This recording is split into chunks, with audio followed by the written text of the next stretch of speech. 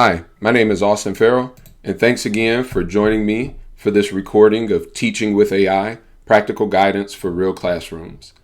In the last session, we discussed an educator's proper disposition toward AI, what it should be. In this recording, we're going to talk about AI use cases and tools. I find this to be a very helpful and beneficial conversation to have because especially if you're not fully aware of AI, but even if you've worked with it a little bit, it's sometimes hard to connect it to your work as an educator. How and where can you use AI in your teaching practice? And especially with a constantly growing and changing environment of AI tools, it's hard to figure out which tools are out there and which ones you can use to help you with some of these specific use cases that we're going to discuss. Before we hop into things, I want to highlight a helpful YouTube video. It was produced by the YouTube channel ClassPoint, ClassPoint, one word, and it's called 15 AI Time-Saving Tips for Teachers. So again, 15 AI Time-Saving Tips for Teachers by the YouTube channel ClassPoint. I found this video to do a great job compiling some quick, helpful ways to use AI as a teacher, and it was just a well-made video. So I recommend that you take a look at it. And now we're going to jump into our discussion. So as we talk about the use cases for AI, we're going to talk about 4 different areas of use cases.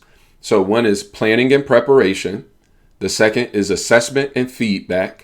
The third is differentiation, scaffolding, and accessibility. And the fourth is productivity and workflow. As we discuss each of these areas, I'm not going to go into huge detail about what these areas are. Instead, I'm going to just share some of the specific use cases in each area, some of these different activities that an educator would be doing, and the ones that I share are going to be ones where AI can be of assistance. In addition, I'm going to share some AI tools that I found to work particularly well with each area.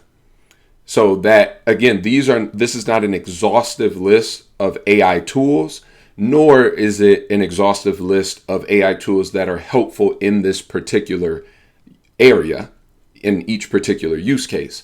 However, it's a place that you can use to start if you are interested in using AI in these different ways. So for the first use case area, we're discussing planning and preparation. Educators can use AI in this area to draft lesson outlines and sequences, to align activities to standards, to create instructional materials, to revise existing lessons, to brainstorm strategies, to identify cognitive routines, and to create opportunities for deeper questioning. Some of the AI tools that I found particularly helpful in this area are Penseum, Penseum, Notebook LM, Notebook, capital L, capital M, Khanmigo, which some people who have worked with Khan Academy may be familiar with, but that is Khanmigo, Magic School, ChatGPT, and also Canva. Canva can be particularly helpful in creating visuals, whether that be handouts or posters for your classroom. Canva is very good with making visuals.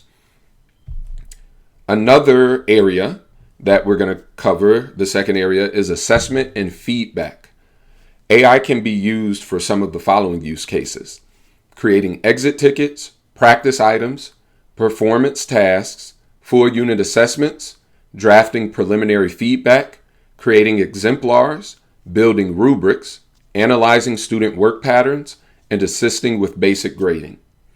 Some of the AI tools that are particularly useful here are Note, Knowt, Magic School, and ChatGPT. The third area is differentiation, scaffolding, and accessibility. AI can be used for these following use cases: text leveling, simplifying or enriching assignments, translating text, converting text into audio or audio into text, generating visuals and organizers, creating guided notes, providing sentence starters, rephrasing directions, offering hints and step-by-step breakdowns, designing guided practice problems, producing pre-teaching or reteaching materials, creating student-facing chatbots, providing on-demand explanations, providing guided practice, giving writing support to students, providing study aids, offering step-by-step help to students, and language and reading support. Some AI tools that are specifically helpful in this area are Notebook LM, Pentium, Note, again, KNOWT, Conmigo, Magic School, and ChatGPT. The final area we're going to cover is productivity and workflow. Some of the activities and use cases that AI can support educators with are email drafts, creating email drafts, parent communication templates, meeting agendas, creating those for your meeting with a student, parent, staff, creating documentation summaries, data organization, and converting notes into slides or handouts. So ChatGPT and Magic School are helpful for this, as well as Canva. Canva, again, specifically for visual work, whether that be making slides or, again, handouts as well. Now, one thing I do want to share is, as always, make sure that you are not putting into AI any personal identifiable information.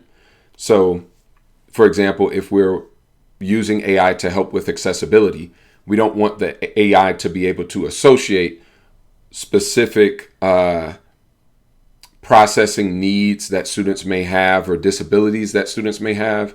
We don't want those to be associated with a student by name. We don't want the AI to be able to do that. So you have to make sure to share enough information to get support in creating whatever tool you want it to create or whatever use case you're using AI for, so that it can create a good product, but you don't want it to be able to associate that with a particular student. Another thing that I want to mention is that, as I mentioned, this is not an exhaustive list of AI tools, but there are also some AI tools that may do certain things better. Specifically, when I think about assistance with grading, there are AI tools that integrate with learning management softwares. However, those tools require integration with learning management softwares, and that is more of a larger district level or school level purchase. And if you are an educator who is working without a school that's going to fund that, then those capabilities aren't going to be as available to you. So I did not list any of those tools, again, as those tools more require integration with a learning management software, and as a result of that, partnership with a school or district, and they cost a lot of money as well, which a school or district would have to pay for. So I hope that you have found some of these tools as a helpful starting place. Again, there are more tools out there, but ideally these tools will help you get started as you begin to implement or try to integrate AI in your teaching practice to support you with saving time and creating high quality products.